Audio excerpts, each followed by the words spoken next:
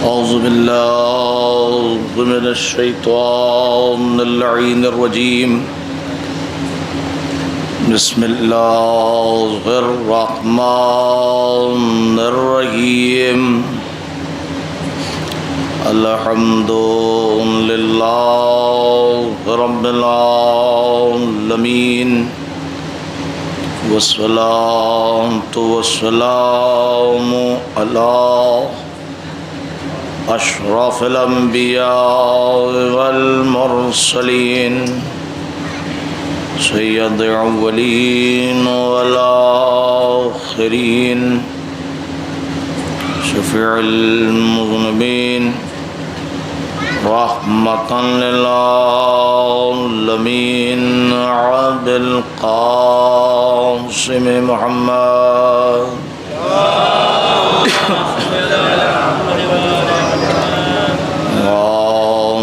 الطيبين الطاهرين المعصومين المظلومين، ولعنة الله على أعدائهم أجمعين.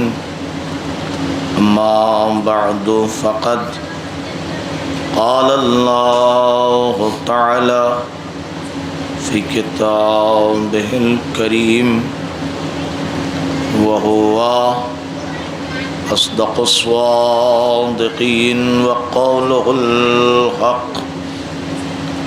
بسم الله الرحمن الرحيم.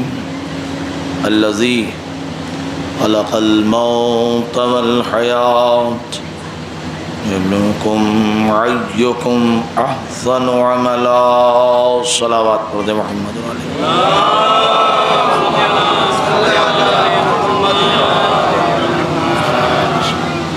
مومنین اکرام، گزارش گزار ہوں آپ حضرات کے حضور میں کہ ایک مرتبہ سورہ الحمد اور 3 مرتبہ سورہ اخلاص کی تلاوت فرما کے ان اسماء گرامی قدر کو ہدیہ ثواب فرما دیں کہ جن کے سلسلے سے اپنی والہانہ عقیدت کا اظہار کرتے ہوئے مومنین نے اور خصوصاً افراد خاص نے مجلس برپا کی، جن میں سب سے پہلے اسماء گرامی میں مولانا محترم غلام الکلین صاحب، مولانا ظفر عباس صاحب، حکیم اصغر عباس صاحب، ماسٹر اشفاق حیدر صاحب، سرور حسین صاحب، شبر حسین صاحب، غمخوار حسین صاحب، حاجی نسیم رضا صاحب، ظفر حیدر کربلائی صاحب، نبی حیدر کربلائی صاحب، احسان علی صاحب، علی احمد صاحب، مجتبیٰ نوحہ خان صاحب، شمیم حیدر صاحب، علی اکبر صاحب اور مہدی حسن صاحب، ماسٹر قاسم رضا صاحب، نوحہ خان، ضمیر عباس صاحب، نسیم عباس صاحب، ضمیر عباس صاحب مرحوم، وقرۃ العین حیدر صاحب مرحوم، و جملہ مومنین و مرحومین کے لیے 1 مرتبہ سورہ الحمد اور 3 مرتبہ سورہ اخلاص کی تلاوت فرما کے ہدیہ ثواب فراہم فرماتے ہیں. بسم اللہ الرحمن الرحیم. صلوات پڑھ محمد اور آل محمد.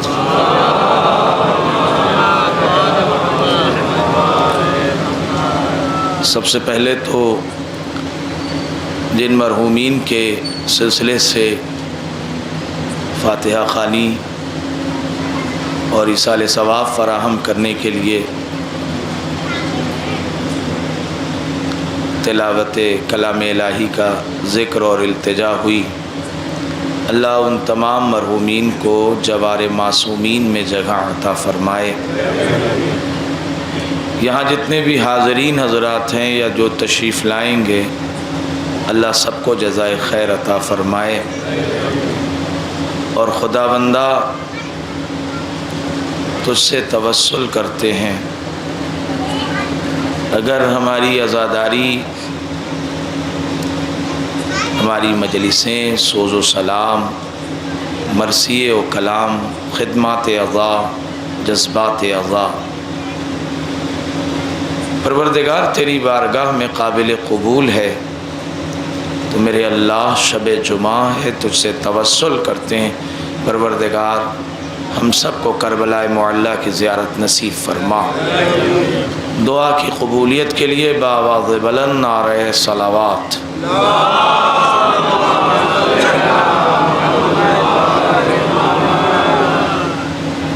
مومنین اکرام، سورہ ملک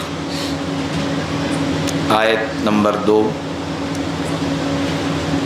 ارشاد خداوند منان ہے، الذی، وہی وہ اللہ ہے، خلق الموت،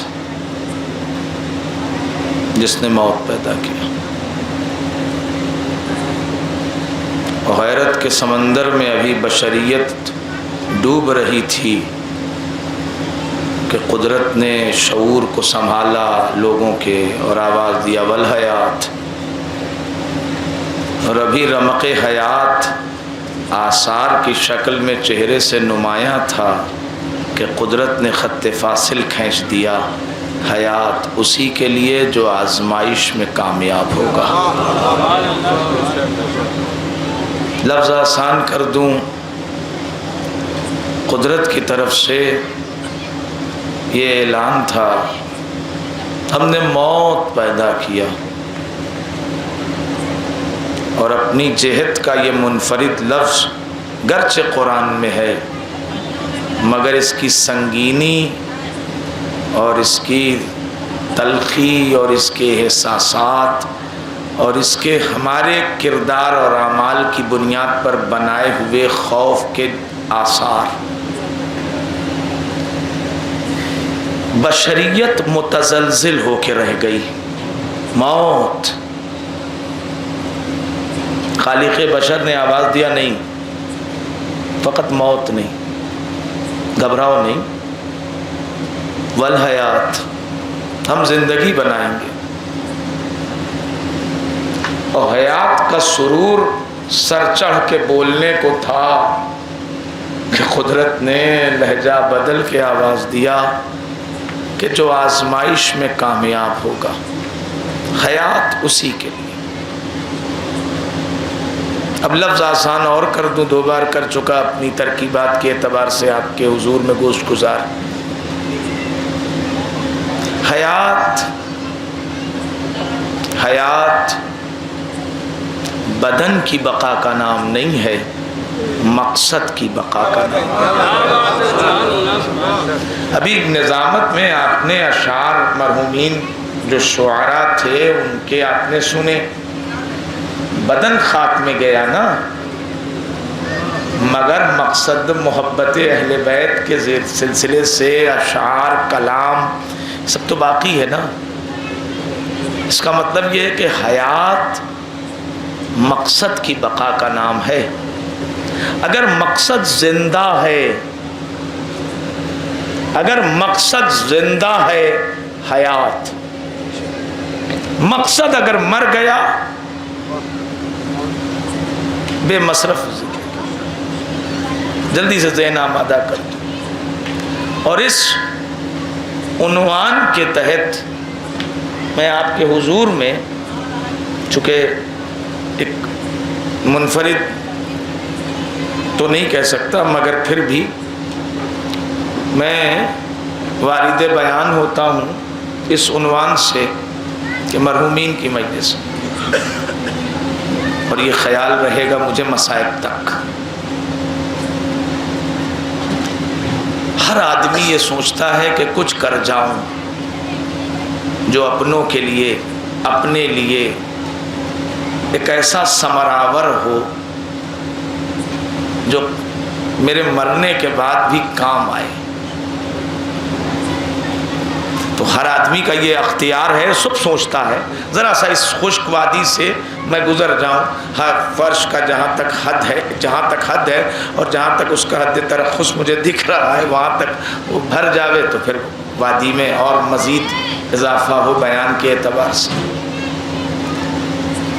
آپ اندازہ لگائیے، یہی ہوتا ہے جب کسی کو زبردستی منہ لگاؤ، وہ نئی آواز شروع ہوتا ہے۔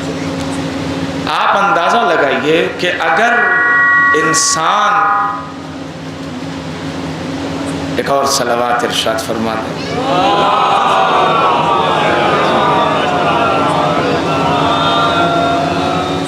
اگر انسان یہ سوچتا ہے تو سب انسان کا حق ہے کہ یہ سوچے۔ آیت نے باہیں پھیلائیں، اگر وادی موت اور موت کے دلدل سے نکل کے آنا ہے حیات کی وادی میں اور کچھ کر کے جانا ہے تو آزمائش کے راستے کو طے کرو۔ اس آزمائش کے لفظ اور اس آیت کی نہج کو دیکھ کے میں ہزار جہتیں، ہزار علتیں، ہزار اسباب و علل، اے بابا تم وہیں بیٹھ جاؤ، زیادہ ہر پنکھا نہ ہو، ایک صلوات پڑھ دے محمد اور آلہ محمد۔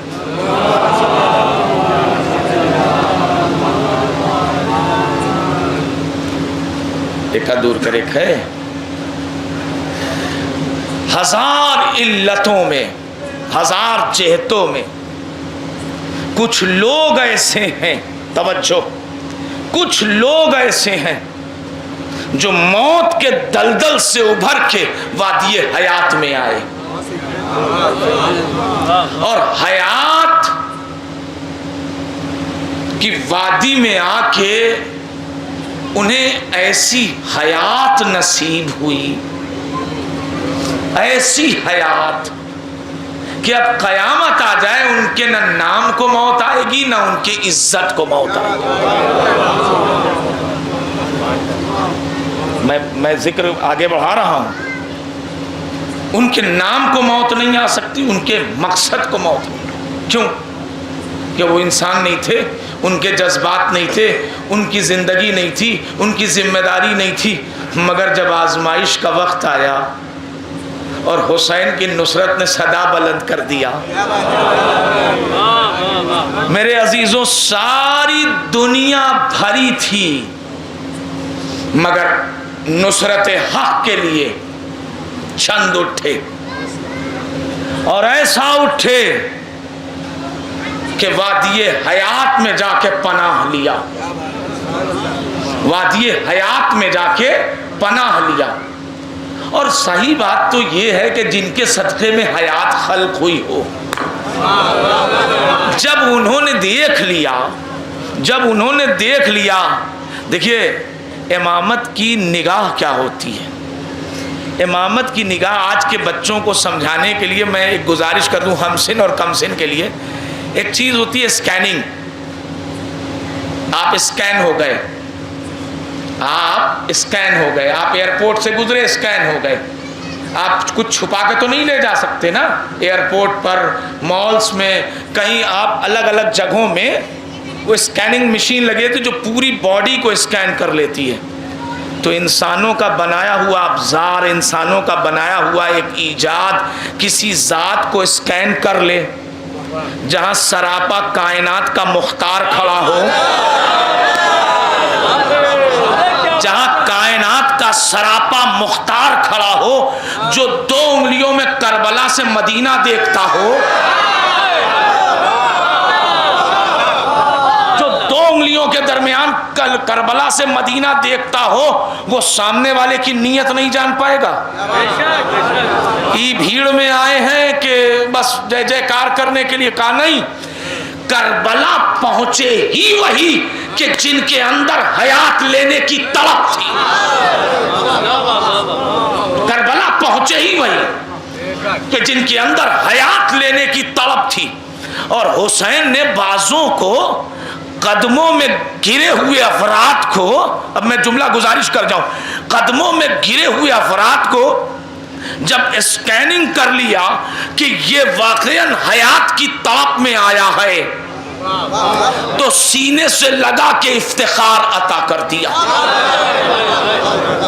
سینے سے لگا کے افتخار عطا کر دیا۔ اب عزیزوں، اچھا اب آپ اندازہ لگائیے، ابھی جو برادر نے پڑھا نا مجلس میں نظامت کے عنوان سے کہ یہ پڑھ گئے، ان کا شعر یہ تھا، ان کا شعر یہ تھا، ان کا حق ہے کہ ان کو پڑھا جائے، کیوں بھائی؟ پیسہ دے کے گئے ہیں، شاعر تھے تخلص ان کا لگتا تھا. ہم کیوں پڑھیں؟ کہا نا یہ حسین کی وادی میں ادنا سا تحفہ ہے کہ ہم تمہیں مرنے نہیں دیں گے. ہم تمہیں مرنے نہیں دیں گے. تم نے ایک کلام کہا, تم نے ایک اشعار کہے, تم نے ایک مصرع لگایا, ہم تمہیں مرنے نہیں دیں گے. اور اس کی دلیل کیا ہے؟ پوری دنیا میں ہم اپنی کمیونٹی میں, اگر میرے سنی بھائی, میرے ہندو بھائی اگر اس محلے میں سن رہے ہیں تو میں حیدر مہدی زیر آسمان اپنے اللہ کو گواہ کر کے کہہ رہا ہوں کہ پوری دنیا میں یہ شیعہ کمیونٹی اپنی ایک جہت میں الگ ہے. پوری دنیا میں نہ جانے کتنے مسلک ہیں, نہ جانے کتنے مذہب ہیں, مگر نہ کوئی کفن رکھتا ہے, نہ کوئی قبر میں لے جا کے اسماعیل ہم کہتا ہے. یہ کیوں ہو رہا ہے؟ کہا یہ حسین کی آپ گرمی میں آئے ہیں نا, اے مولانا کولر لگا, ٹھیک لگا ہے, اس سے اچھا والا اپنے گھر میں لگا ہے, 12x15x12-20 کے کمرے میں لگا ہے, اے سی لگا ہے, پھر یہاں کون سی دولت بٹ رہی ہے؟ کہا نہیں, مرحومین کے نام پر فرض بچھا ہے, اب جانا ضروری ہے. یہ آپ نہیں آئے ہو, یہ شرافت عزاداری لے کے آئی ہے.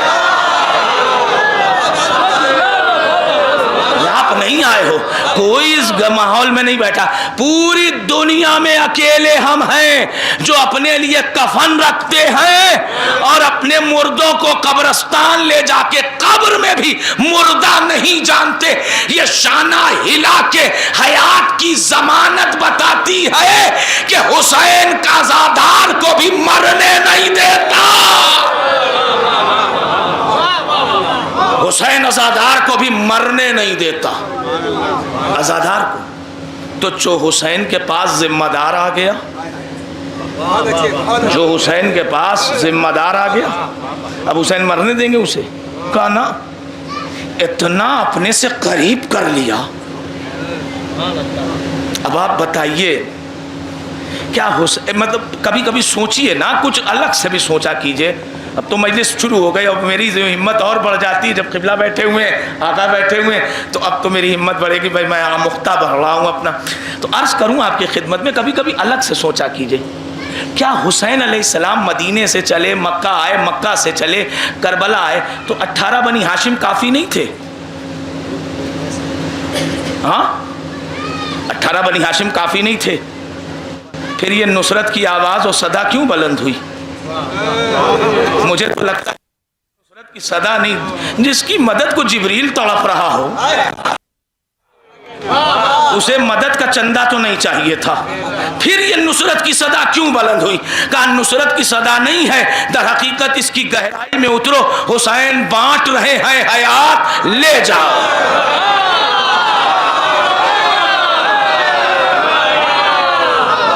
حسین بانٹ رہے ہیں حیات, لے جاؤ. اب جو آیا, اچھا حسین نے بھی حفظ مراتب کا خیال رکھا. حسین نے حفظ مراتب کا خیال رکھا. حسین وہ آ گیا, آؤ, وہ آ گئے, آؤ. میں تو ایک بات یہی سوچ کے پریشان ہوں کہ کسی کو رومال دیا جاتا ہے تو ہاتھ میں نا, قبلہ یہ گفٹ میری طرف سے. عالم بھائی, میں آپ سے علی گڑھ میں ملوں تو آپ کو رومال کہاں دوں گا؟ ہاتھ میں دوں گا کہ پیشانی باندھ دوں گا؟ آئیے ادھر گھومیے, ہم کھڑے باندھ دیں. کونو بات بھائی؟ ہاں, ارے روملوا کہاں دے بھائی, ہاتھ میں دے بھائی نا, یوں ہاتھ سے استعمال ہوگا, چہرہ پوچھ ہے, اپنا زخم پک رکھا ہے. اور سیدہ کا رومال تاکید کر کے دیتے, میری ماں کا رومال ہے. اس کا مطلب یہ تو حسین حفظ مراتب کا خیال رکھتے ہیں. ماں کا رومال حر کے پیشانی پر نہیں جا رہا ہے, یہ تاج شاہی کی ضمانت ہے کہ اب اس سے بڑا کوئی تاج لے کے آؤ. یہ حیات کی ضامنی ہے جو باندھی جا رہی ہے. آگے بڑھی بات, حسین حفظ مراتب کا خیال. مسلم ابن اوسجہ خود سے آئے, قبلہ بیٹھے ہیں, آقا بیٹھے ہیں, آپ پوچھئے, مسلم ابن اوسجہ خود سے آئے. مگر ایک کردار ہے جو آج مجھے پڑھنا ہے. اس وقت مقدمے کی بھیڑ سے میں ابھر گیا, میں ایک کردار اٹھا لیتا ہوں, مصائب تک چلوں گا. ایک کردار ایسا ہے جو حسین بلاتے ہیں, بلا رہے ہیں. اب سوچئے وہ کتنا اپنے آپ میں آسمان ہوگا. میں گزارش کروں وہ کتنے اپنے آپ میں فضیلتوں کا کتنا آسمان ہوگا جسے حسین بلا رہے ہیں. ارے بھائی آپ نے ابھی شعر پڑھا, کچھ شعراء, کچھ عالم, کچھ ذاکر, کچھ نوحہ خان ہے نا, جو شاعر شاعری کے بعد جنت کی ضمانت رکھتا ہے. وہ کتنا بڑا آسمان ہوگا جسے حسین بلا رہے ہیں. ایک لفظ آسان کر دوں, ہم نے طرز یہی دیکھی, ہم نے طریقہ یہی دیکھا, ہم نے طور یہی دیکھا, ہم نے زمانے کا چلن یہی دیکھا. لوگ اپنی ضرورت پر اپنے زمانے کے امام کو خط لکھتے ہیں.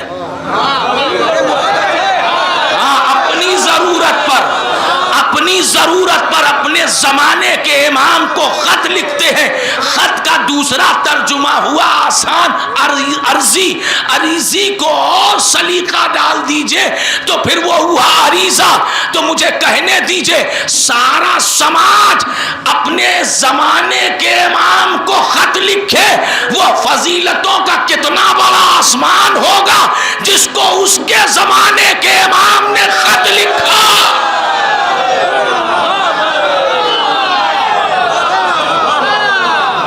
جس کو اس کے زمانے کے امام نے خط لکھا. اچھا خط کے ڈیزائن کیا ہوگا؟ ایک اقتباس میں پڑھ رہا ہوں. بسم اللہ الرحمن الرحیم. یہ نامہ حسین ابن علی کی جانب سے حبیب ابن مظاہر کے نام. اے رجل الفقیہ, معلوم ہو کہ میں شط فرات کے قریب نہر القمہ اور غازریہ کے علاقے میں دنیا پرست افراد کے درمیان حصار میں ہوں. ممکن ہو تو روز عاشور اور جلد سے جلد میری نصرت کو حاضر ہو. یہاں تک تو خط کا ٹھیک تھا مضمون, میں نے پڑھ دیا, آپ نے سن لیا. مگر ایک جملہ جو دل پر اور ذہن پر تیر مار گیا, الاجل. الاجل لفظ آسان کر دوں, حسین الاجل کہہ کے کیا کرنا چاہتے ہیں؟ جلدی آ جاؤ.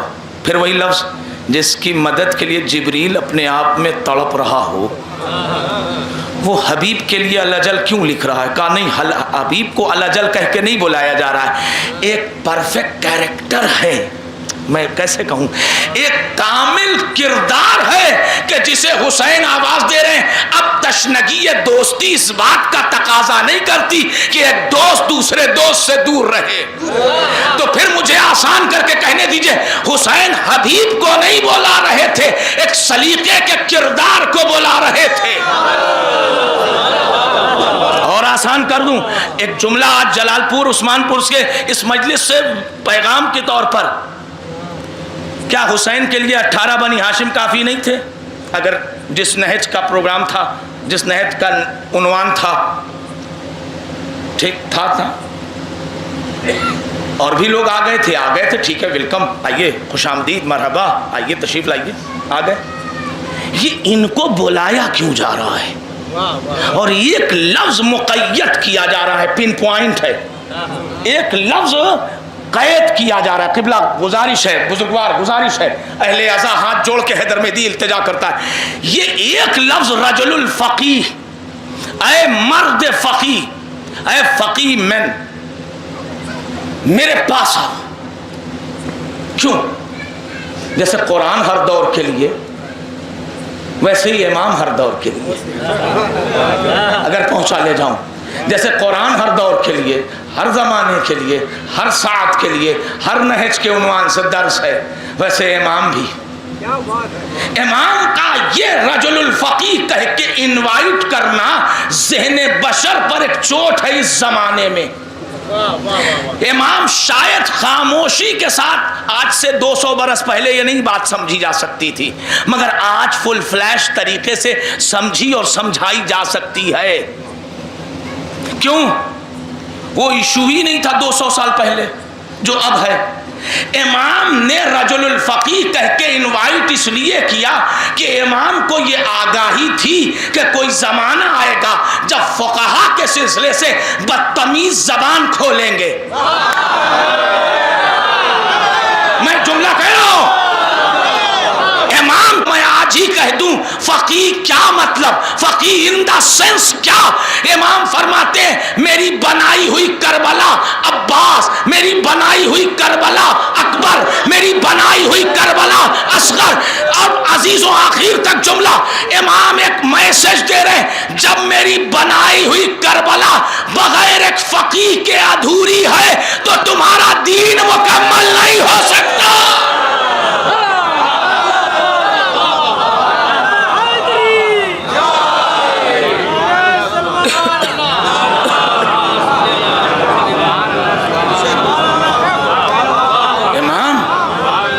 امام فقیہ کا لفظ استعمال کریں، اور شاید رفاقت کے لیے کم سے کم فقیہ ہونا شرط ہو.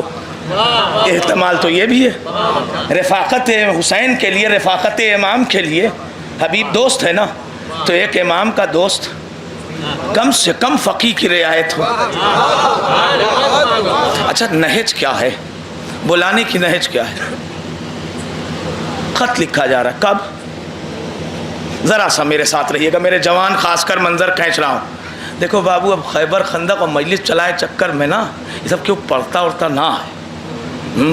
2 دنا 4 کیا، نکل گئے آگے. صلوات پڑھے محمد اور آل محمد پر.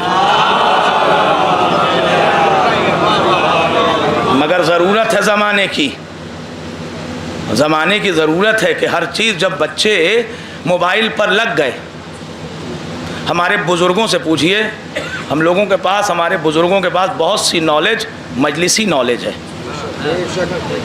مگر آج کے بچے مجلس میں آئیبہ نہیں کریں گے. انہوں نے کہا نالج وہ اے آئی چلاوت ہے.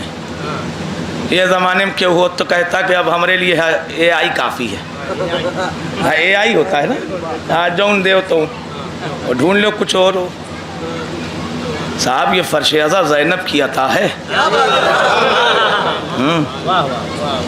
تو میں گزارش کروں یہ کردار. اب کیا ہوا؟ مل کے گرمی شکن صلوات ارشاد فرما دیں.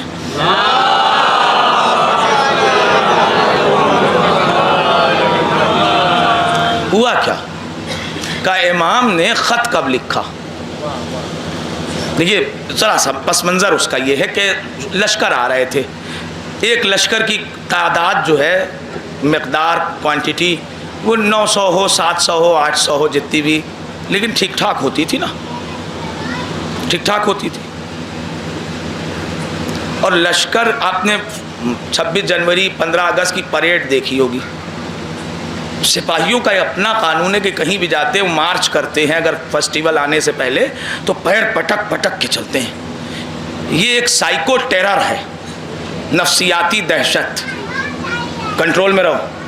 اب آپ سوچئے کہ 2 4 10 20 50 سپاہی، ایس آئی اور S O, S H O, یہ سب اگر پیر پٹک کے چل رہے ہو مارچ کے نام پر، 50 60 70 ہوں، 100 ہوں، تو کتنی آواز ہوگی ایک بار پیر پٹکیں گے؟ ہاں نارمل کھلے میدان میں. اگر 1000 آدمی ایک ساتھ پیر پٹک رہے ہوں تو اب زمین پر کمپن بنے گا، ویو.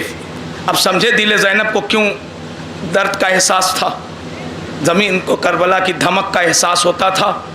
تو زینب پوچھتی تھیں یہ کس کا لشکر آیا اما فضہ؟ وہ خولی آیا ہے، وہ سنان ابن انس آیا، وہ حرملہ آیا ہے، وہ ابن زیاد کا لشکر آیا ہے، وہ سب ایسے بسر سعد کا لشکر آیا ہے. یہ سب جب لشکر آنے لگے تو اب زینب نے بھائی سے گفتگو کی.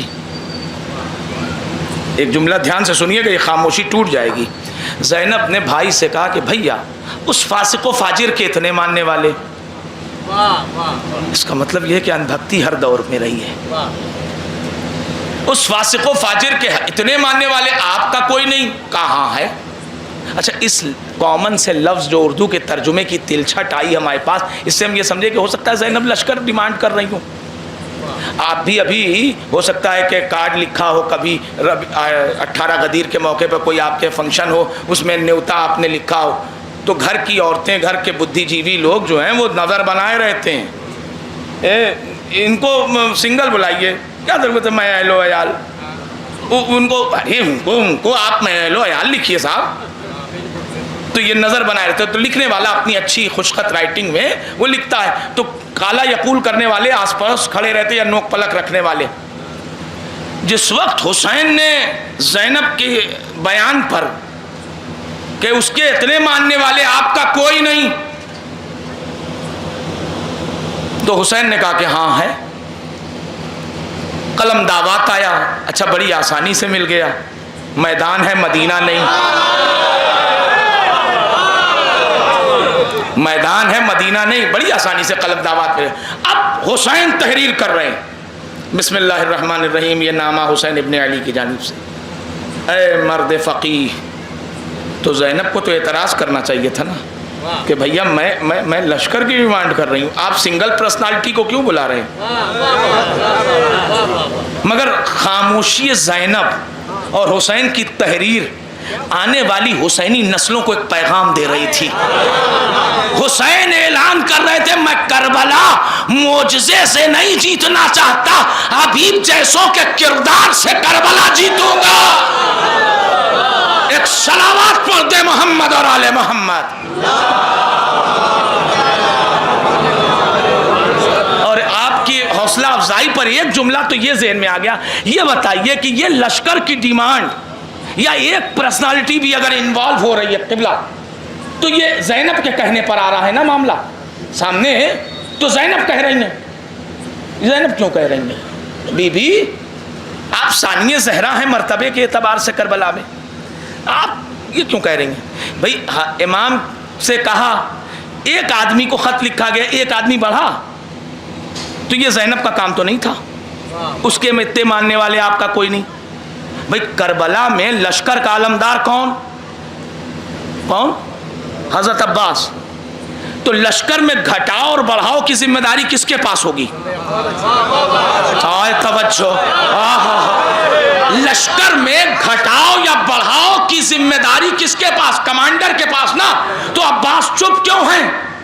مجھے جو سمجھ میں آیا ہے، حیدر مہدی گزارش کر رہا ہے، عباس چپ اس لیے ہیں جس کو اپنی طاقت پر بھروسہ نہ ہو.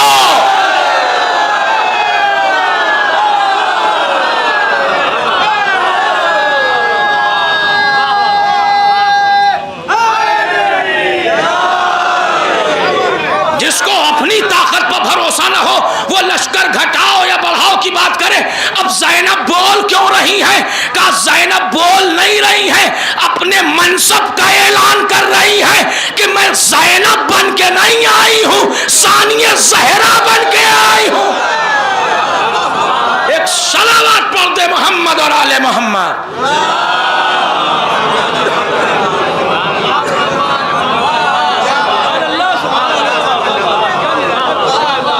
حسین خط لکھنے پہ بیٹھے، اب خط لکھا گیا.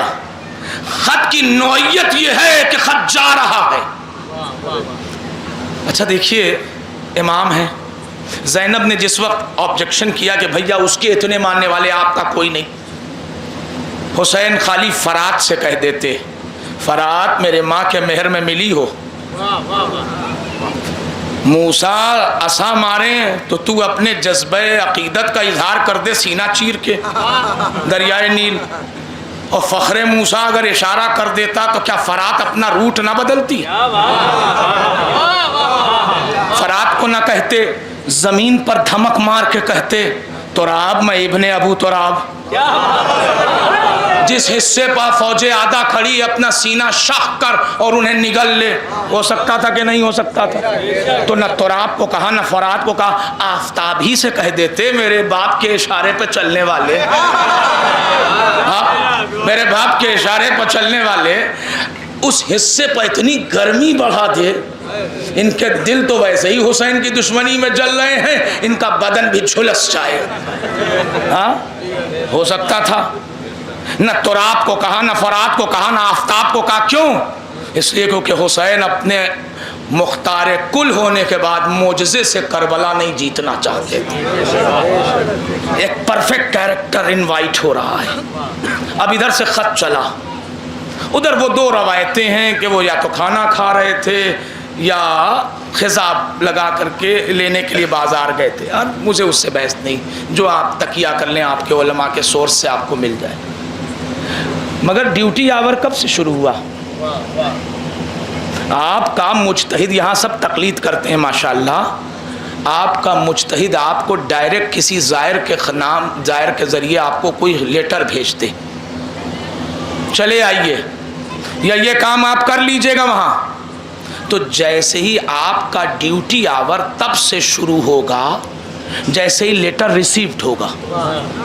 سرکار جیسے ہی خط ملا آپ کی ذمہ داری شروع۔ تو یہ کھانا کھائیں، تمہارا خیال آ رہا ہے جائیں کہ نہ جائیں، اور فلاں اور چادر رکھیے اور میں کیا کروں، اور ادھر اور ادھر، یہ کیا ہو رہا ہے؟ بھائی بازار میں کھڑے تھے، قاصد نے خط دیا، ڈیوٹی آور کہاں سے شروع ہوا ہے؟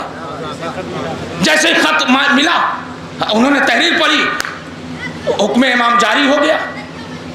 یا دسترخوان پہ تھے، دروازہ کھولا اور دیکھا خط، زوجہ نے پوچھا کس کا؟ او حسین ابن علی کا نامہ، کیا لکھا؟ بلایا ہے۔ اب تمہارا خیال آتا ہے، میں سمجھ نہیں پایا یہ حکمت۔ بھائی آپ طے کیجئے نا کہ ڈیوٹی آور کہاں سے شروع ہوا، ذمہ داری امام حبیب کی کہاں سے شروع ہوئی؟ جہاں سے خط ملا وہ چلے جاتے۔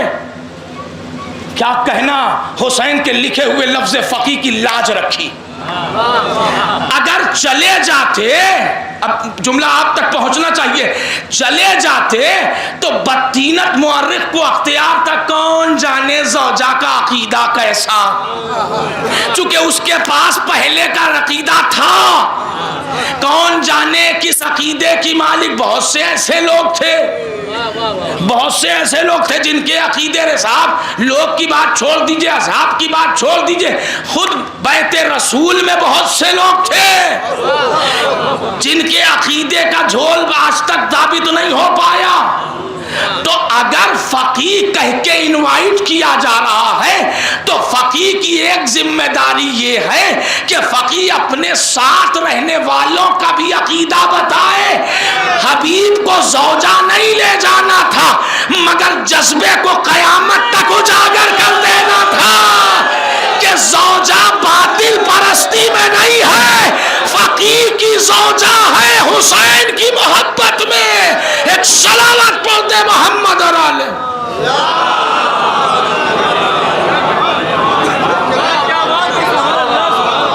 فقیہ کی زوجہ، اچھا دیکھیے جذبہ کتنا، اور تاریخ قبلہ بیٹھے ہیں، آغایون بیٹھے ہیں، آپ عزادار ہیں، آپ کے ہاں بہت سے سورسز ہیں، آپ پتہ کر سکتے ہیں۔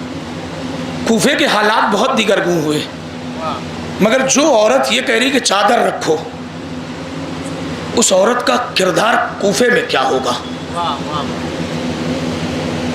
کوفے میں بتاؤں کیا ہوا؟ ایک جملہ سن لیجئے، ہمارے یہاں بہت سی چیزیں نہیں پڑھی جاتی میرے بھائی۔ آپ کو پتہ ہے کہ کربلا سے کوفہ وہ سارے لوگ آئے جن کی فیملیز تھی، مثلا جیسے ابن اوسجا اور دیگر لوگ جو ہیں وہ کوفہ سے کوفہ تک لائے گئے۔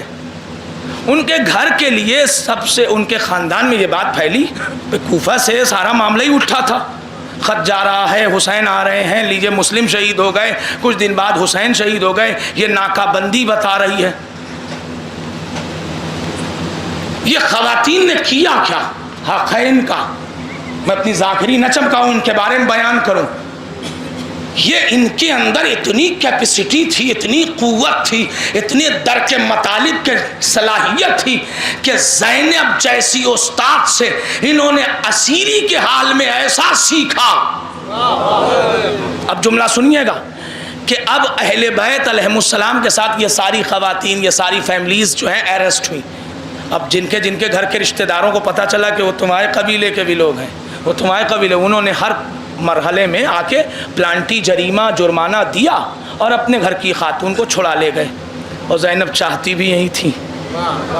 یزید کے لیے تو میں اور سجاد کافی ہیں.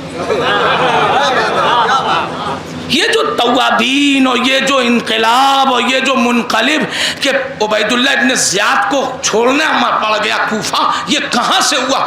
یہ زینب کی تبلیغ کا ان اسرا پر اثر تھا کہ جو گئیں تو صرف اور صرف روئی نہیں بلکہ آنسو خشک کر کے زینب کی طرف سے پلانٹڈ مبلغ بن گئیں. اس کا مطلب یہ ہے کہ عورت کی ذمہ داری فقط امور خانہ داری نہیں ہے. اگر عورت چاہے تو حکومت کا نظام بدل سکتی ہے. تو جب یہ کنیزوں کی کیفیت تھی تو شہزادی کی کیفیت، آپ اندازہ لگائیے زینب کیسی منزل پہ ہوں. بہرحال یہ مبلغاں تھی، یہ تبلیغ کر رہی تھی. ضمیر بشر کو لرزہ برندام کر کے رکھ دیا کہ تم کیا کر رہے ہو، شرم نہیں آتی؟ کل تم نے خط لکھا تھا، آج تم حسین کے اسیروں کا تماشا دیکھنے پہنچ گئے. انقلاب تو کربلا سے کوفہ تو سب گئے، کوفہ سے شام جو حالات دیگرگوں ہوئے نا، بدلے، تو شام صرف اور صرف اہل بیت حسینی. آپ علماء سے دریافت کریں، آپ سورسز دیکھیں کہ چند گھر کے لوگ ہیں جن کی تعداد بھی مشخص ہے. کون کون گیا؟ ہر خاصوام نہیں گیا تھا. ایسے اب ادھر حبیب پہنچے. ایک مل جل کے مجلسی سلوات ارشاد فرما دیں جملہ مرحومین کی ایصال ثواب کے لیے.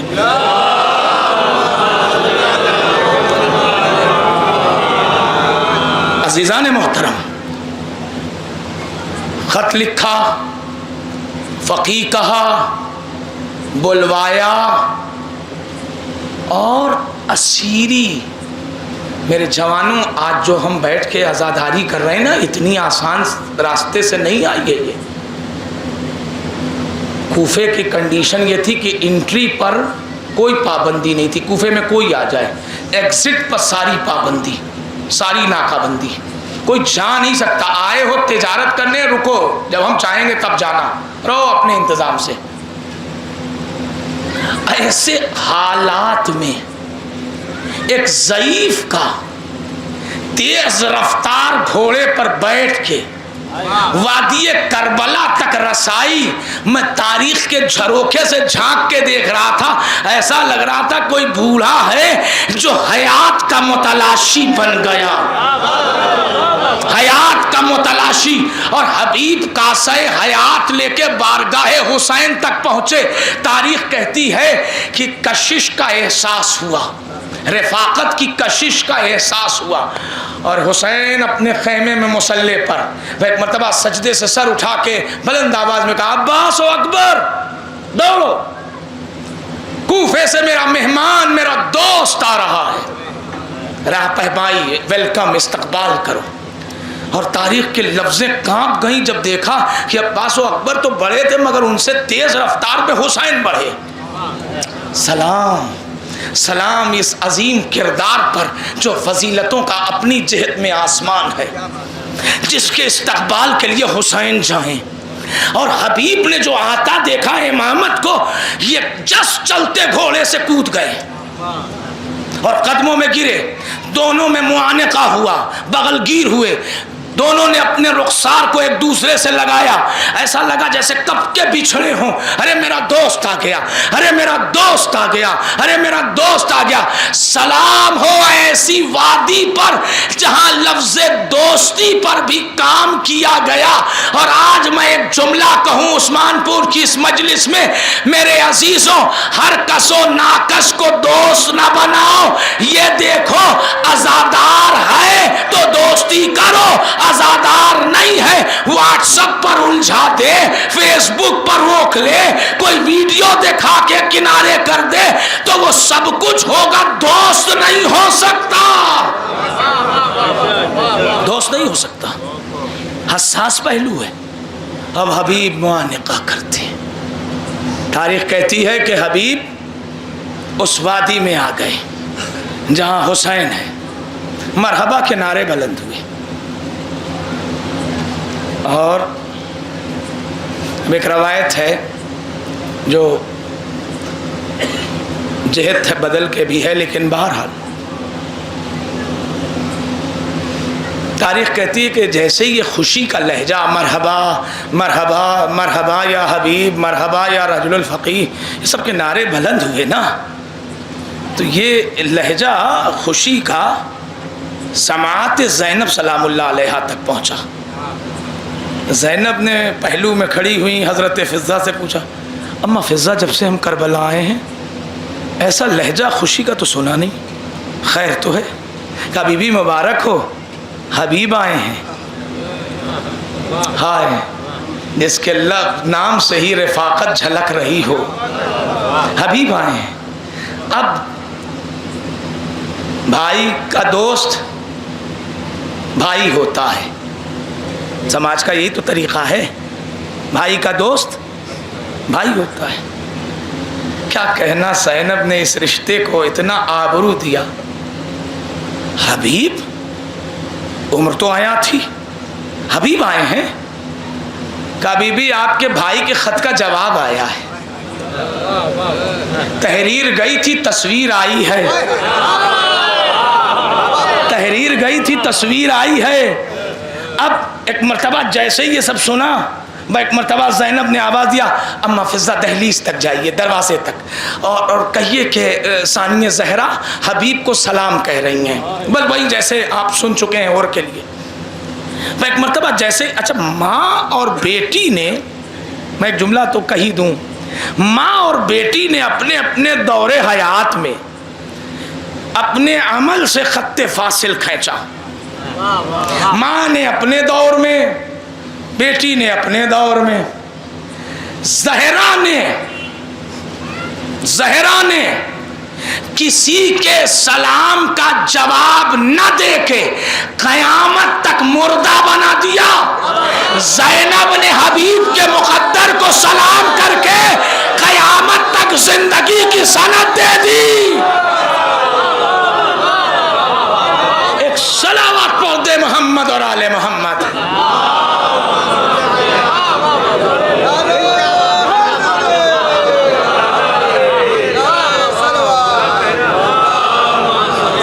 اچھا دیکھیے نہج بھی، میں ایک دن پوچھنے کہ حبیب کو سلام کیا تھا، میں نے کہا حبیب کو سلام نہیں ہے، فقہ پہ سلام ہے، فقیہ پہ سلام ہے، حرمت اور تقدیس فقیہ پہ سلام ہے۔ اب آئیے، جیسے ہی یہ سنا کہ بنت علی کا سلام آیا ہے، حبیب لرز گئے اور ایک جملہ کہا کہ آج علی رسول پر وہ وقت آ گیا۔ ہمارے ہاں آپ اندازہ لگائیے، میں علماء کی موجودگی میں ایک بات اور کہہ دوں کہ کربلا کے وہ جان باز جو خاندان رسالت سے نہیں تھے، جن کا بلڈ ریلیشن نہیں تھا اہل بیت کے گھرانے سے، مگر ان کے لیے معصومین کے بعد کہ کربلا کے بعد کے معصومین نے ضمانت لی ہے کہ ایک لمحے کے 1000ویں حصے میں بھی شیطان ان کے دلوں کو وادی کربلا میں وسوسہ نہ ڈال پایا۔ سچ بات ہے، وہ حسین کے لیے بنے تھے، وہ آ گئے۔ اب کربلا میں 4 آدمی بڑھا کے جو مار لیتا تو اس کی تو جے جے کار تھی۔ بھائی جو جا رہا تھا حسین سے اجازت لے کے، وہ کیا کرنے کے لیے جا رہا تھا؟ 4 آدمی بڑھا کے مار لیتا، مگر نہیں، جو زد میں آیا وہ قتل ہوا، مگر ریس نہیں تھی۔ تو جب حسین نے کربلا میں اپنے جان بازوں کے درمیان یہ قانون کی بنا ڈال دیا کہ جہاد میں جاؤ مگر ریس نہیں، تو عزاداری میں بھی یہی قانون چلے گا کہ عزادار ہو تو تبرک میں ریس نہ کرنا، مجلس میں ریس نہ کرنا، نوحے اور ماتم اور دیوڑ میں ریس نہ کرنا، علم میں اور تعزیے میں ریس نہیں کرنا۔ یہ ریس اور جیتنے کا مقام نہیں ہے، یہ زہرا کے سامنے عقیدت کا اظہار کرنے کا مقام ہے۔ اور اب کیا ہوا؟ اب کیا ہوا کہ حسین سے اجازت لے کے حبیب مقتل میں آئے۔ حسین بن تمیم، بنی تمیم کا ایک شخص تھا، اس نے وہ حملہ ہوا ہے باقاعدہ طور پر، اب اس در جاؤں تو بہت دیر ہو جائے، مگر جو بھی عمر لکھی گئی جس میں الگ الگ سورس ہیں، الگ الگ رابط ہیں، الگ الگ روایت، مگر پھر بھی سن رسیدہ تھے، بزرگ تھے، ایگزیکٹ عمر وہی عام مشہور ہے 80 برس۔ چلیے میں 80 برس کا آپ کے کہنے پہ مطابق تکیہ کر لوں لفظ 80 برس پر، تو 80 برس کا آدمی خیریت دریافت کرنے کے لیے ہوتا ہے، جنگ و جدال کے لیے نہیں۔ تو پھر یہ جا کیوں رہے ہیں؟ کہا جا نہیں رہے ہیں، نہج بتا رہے ہیں کہ جسم اگر بوڑھا کر دے تو ایمان بوڑھا نہیں ہوتا، جسم اگر بوڑھا ہو جائے نظام دنیا پر تو عقائد اور اس ایمان بوڑھا نہیں ہوتا۔ اور حملہ کیا ہے، اور پھر جو ادھر سے پلٹی ہے بازی، تاریخ کہتی ہے کہ حسین حبیب گھوڑے سے گرے، حسین مقتل میں پہنچے، اور یہی کہتے جاتے تھے ارے میرا دوست مارا گیا، ارے میرا دوست۔ اور سی چیزیں ہیں جو دل تڑپا دیتی ہیں۔ ایک جملہ تو عقیدت کا ہے حبیب کا، خط لکھ کے بلایا، کیا اس کے لیے اب کوئی گنجائش ہے؟ خط لکھ کے جس کو بلایا جائے وادی حسین میں، اس کے لیے کچھ گنجائش ہے کسی بھی اعتبار سے، نگیٹو مثبت پہلو میں، منفی پہلو میں؟ نہیں نا۔ جس کو حسین خود باہیں پھیلا کے استقبال کریں، جس کو ثانیہ زہرا سلام کہلوائیں، جس کو فقیہ کا ٹائٹل دیا جائے، جس کو حسین کی طرف سے اذن جہاد ملے، اور جہاد کے عروج پر جب پہنچے وہ اور زمین پر گرے زخمی ہو کے، تو حسین اس کے جسد اقدس تک پہنچے، کچھ اس کے لیے سوچا جا سکتا ہے؟ مگر ہمیں آگاہ کرنے کے لیے حبیب نے بہترین اس لفظ فقیہ کی آبرو رکھی۔ اور صاحب حسین نے زانو پیش کیا کہ تڑپ کے، کسی شاعر نے کہا میں اس وادی میں ضرور پڑھتا ہوں کہ ہمیں ایک بار سوچنا پڑے گا، تو حسین نے زانو پیش کیا کہ کسی شاعر کا ایک مصرع میں دوبارہ تکرار کر دوں کہ بستر خاک شفا تکیے زانو امام۔ اور حسین جس جگہ زخم نہیں وہاں سہلا رہے ہیں، اور حبیب سے پوچھ رہے کچھ کہنا چاہتے ہو، زخمی، زیادہ خون کا رسنا، حبیب نقاہت ہے۔ حسین کان لے گئے، کچھ کہو۔ آہستہ سے کہا کہ مولا راضی ہیں، ہم اپنی مجلسوں پر ناز کرتے ہیں، ہم اپنے نوحوں پر ناز کرتے ہیں، ہم تو مولا حسین بقدر ظرف ہم سے جو ہو سکا ہم نے کیا، اگر کوئی کجی واقع ہو تو مولا معاف کرتا۔ حبیب اتنے منزلوں سے عظمتوں کے گزر کے پوچھتے ہیں مولا مجھ سے راضی ہیں؟ اور حسین نے سند کیا بنائی؟ میں راضی، میرا خدا راضی، یعنی حسین کی رضایت میں خدا کی مرضی شامل ہے، اور سند وہی آیت ہے۔ اب حبیب نے پہلو بدلا، انداز بدلا، اور اگر کہا کہ مولا آپ راضی ہیں تو اپنی ماں فاطمہ سے ہمارے لیے سفارش کر دیجیے۔ اس کا مطلب یہ ہے کہ سب کچھ پن پوائنٹ ہے رضایت زہرا۔ افسوس، آخر کا ایک جملہ بس میرے عزیزوں، محرم آ رہا ہے، کوشش کرنا، کوئی تمہیں دیکھے نہ دیکھے، جانے نہ جانے، کوئی پہچانے نہ پہچانے، کسی کے پہچاننے سے کیا ہوتا ہے؟ حسین اور زہرا پہچان گئے، تمہاری 2 مہینہ 8 دن کی عزاداری قبول ہو گئی، ایک آن میں اگر کسی ضعیف کو مجلس جاتے وقت پوچھ کے اس کو پہنچا دیا اور واپس میں لے آئے۔ کسی کی حجو نہ کرنا، کسی کی انسلٹ نہ کرنا، کسی کی توہین نہ کرنا عزاداری میں۔ عزاداری انسان سازی کا مقام ہے.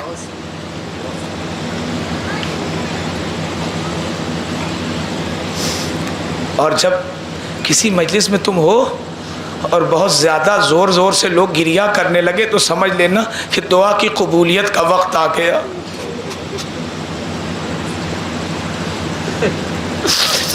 پروردگار مجھ سے جو ہو سکا میں نے پڑھا. زیر آسمان تجھ کو گواہ کر کے کہتا ہوں خدایا اپنے بچوں اپنے بھائیوں کے لیے جو تھا میرے پاس میں نے پیش کر دی.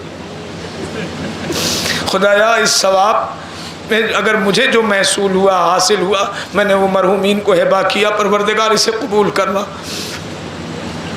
میرے عزیزوں شب جمعہ ہے. میری بہنیں میری بیٹیاں میرے بچے میرے بھائی میرے بزرگ مجلسوں میں جانا تو صرف عزادار بن کے, اور جب گریہ زیادہ زور سے ہونے لگے تو سمجھ لینا قبولیت دعا کا وقت ہے. چونکہ جب حسین پر کوئی روتا ہے نا تو زہرا ہاتھ اٹھا دیتی ہے, پروردگار یہ میرے لال پر رو رہے,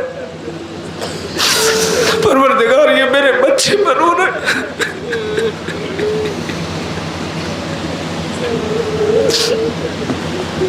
خدایا یہ میرے بچے پر رو رہے ہیں, پروردگار انہیں کوئی غم نہ دینا سوائے غم حسین کی. اے اہل عزا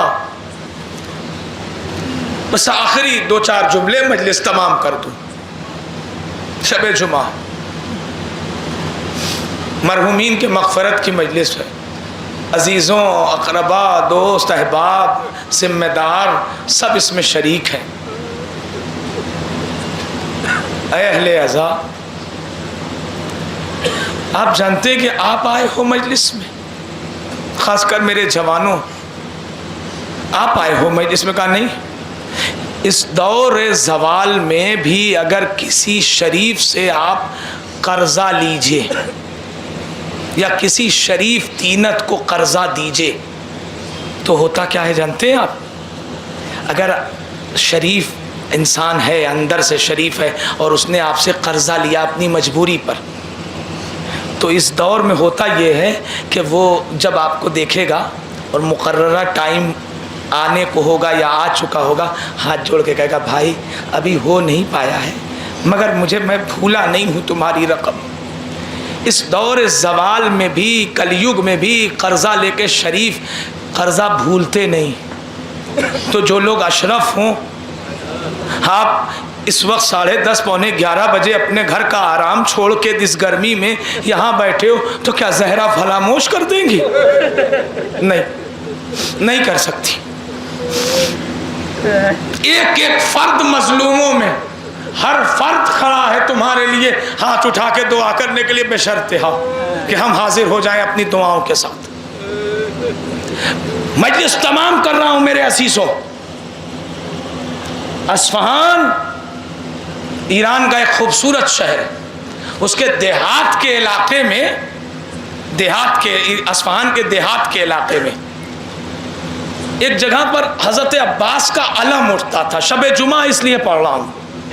حضرت عباس کا علم اٹھتا تھا اور علم کی شان یہ تھی کہ وہاں دعائیں منتیں مراد اس قدر پوری ہوتی تھی کہ لوگ اس کے اعلان اور اس کے خبر پر مجمع بے پناہ اکٹھا ہوتا تھا. اطراف کا مجمع اکٹھا ہوتا تھا. اسی دیہات کے علاقوں میں کہیں دور دراز میں ایک ایسا شخص تھا جو پیر سے مجبور تھا, جس کے پیر سوکھے ہوئے تھے, چل نہیں پاتا تھا, بدن کا بوجھ پیر برداشت نہیں کر پاتا تھا. تو وہ سال بھر ایک ایک جوان ایک ایک آدمی سے کہتا تھا بھائی ہاتھ جوڑ لیں مجھے اس علم کی زیارت کرا دو, میں پیر کا مجبور, میرے بدن کو میرا پیر برداشت نہیں کر پاتا, میں چل نہیں پاتا. اور لوگ کہتے تھے بھائی تمہیں کیسے لے جائیں, بڑی مجبوری ہے ہمارے ساتھ, وہاں اتنا مجمع ہوتا ہے لوگ ایک دوسرے پر گر جاتے ہیں, تمہیں کیسے بچائیں گے, نفس تنگ ہو جاتے ہیں. وہ کہتا تھا لے چلو, میں سال بھر تمہارے بچوں کے لیے نماز شب میں دعا کروں گا, تمہارے کامیابی ترقی کے لیے دعا کروں گا, جب تک زندہ رہوں گا تمہارا متمنی رہوں گا, تمہارے لیے احسان کو سمجھوں گا. اور لوگ ہاتھ جوڑ لیتے تھے. साल भर वो तड़पता था। एक साल कुछ जवान तैयार हुए, जैसे हमारे बिरादरी समाज में जवान होते ना, हैकल मजबूत बाजुओं के, आज़ादारी मुकम्मल हो जाएगी अगर किसी बूढ़े ज़ईफ़ को, नादार को, मजबूर को मजलिस तक पहुंचा दिया और वहां से इज्जत के साथ ले आए।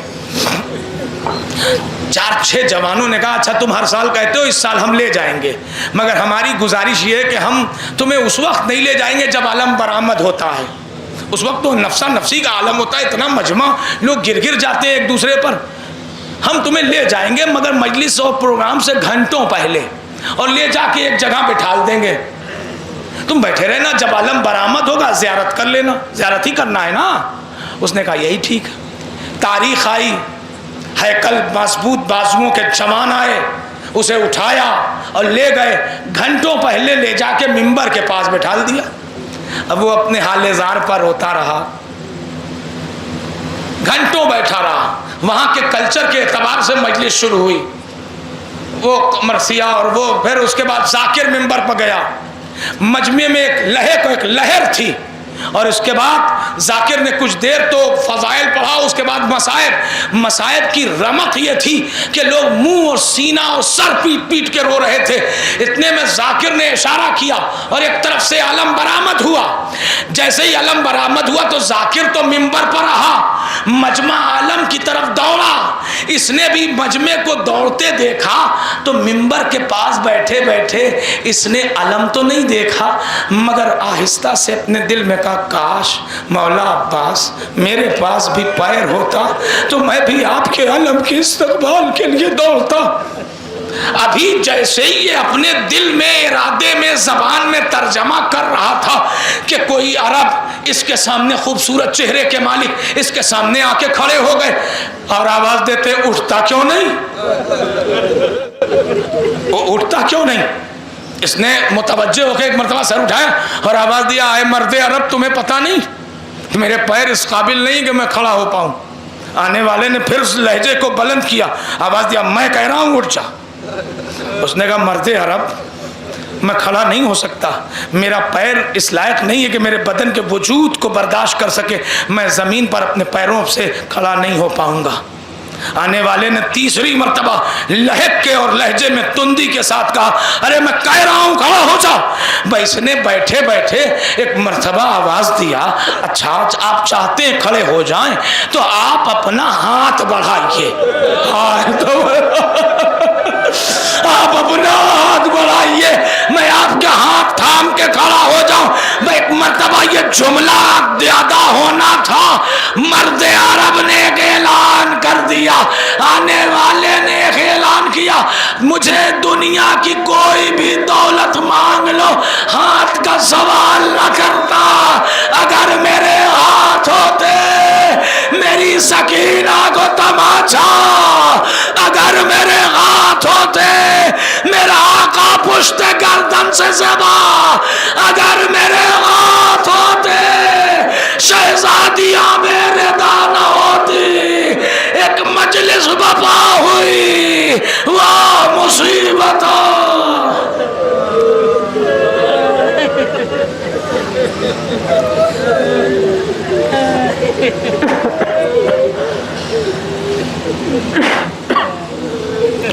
सल्लल्लाहु अलैहि या अबा अब्दुल्लाह अल्लाहुम्मा सल्लि अला मुहम्मद व आले मुहम्मद। खुदाया इस इबादत अज़ा को कबूल फरमा। यहाँ जितने भी हाज़रीन हैं अल्लाह सबकी दुआओं को शरफ़ कबूलियत अता फरमा। परवरदिगार जो मरहूमीन जिनके लिए फ़ातिहा ख़ानी की गुजारिश हुई, मेरे अल्लाह उनको जवार मासूमीन में जगह अता फरमा। परवरदिगार दुनिया में कहीं भी कोई अज़ादार इस दुनिया से गुज़र गया उसको जवार इमाम हुसैन में जगह अता फरमा। खुदाया मज़लूमों की हिमायत फरमा, ज़ालिमीन को नीस्त व नाबूद फरमा। मेरे अल्लाह उलमाए हक़ की हिफाजत फरमा। परवरदिगार इस्लाम के परचम को सरबलंदी अता फरमा। खुदाया बहक़ अहले बैत शब जुमा है, परवरदिगार अकबर व अब्बास, कासिम व मोहम्मद نونہالان زینب کا واسطہ پروردگار ہماری قوم کے بچے اور جوانوں کو کامیابی عطا فرما، بزرگوں کو صحت و سلامتی عطا فرما۔ پروردگار جو عزادار دنیا سے گزر گئے جوار معصومین میں جگہ عطا فرما۔ خدایا اے میرے خالق، اے میرے مالک، شب جمعہ ہے، امام آخر کے ظہور میں تعجیل فرما اور ہم سب کو ان کے عوام و انصار میں شمار فرما۔ ربنا تقبل منا انکا انت السمیع العلیم۔ آپ حضرات سے گزارش ہے ایک مرتبہ سورہ الحمد اور 3 مرتبہ سورہ اخلاص کی تلاوت فرما کے جن مرحومین کے لیے یہ مجلس عزا برپا ہے پروردگار ان کے حق میں آپ تمامی حضرات سورہ فاتحہ اور سورہ توحید کی تلاوت فرما کے ہدیہ ثواب فراہم فرما۔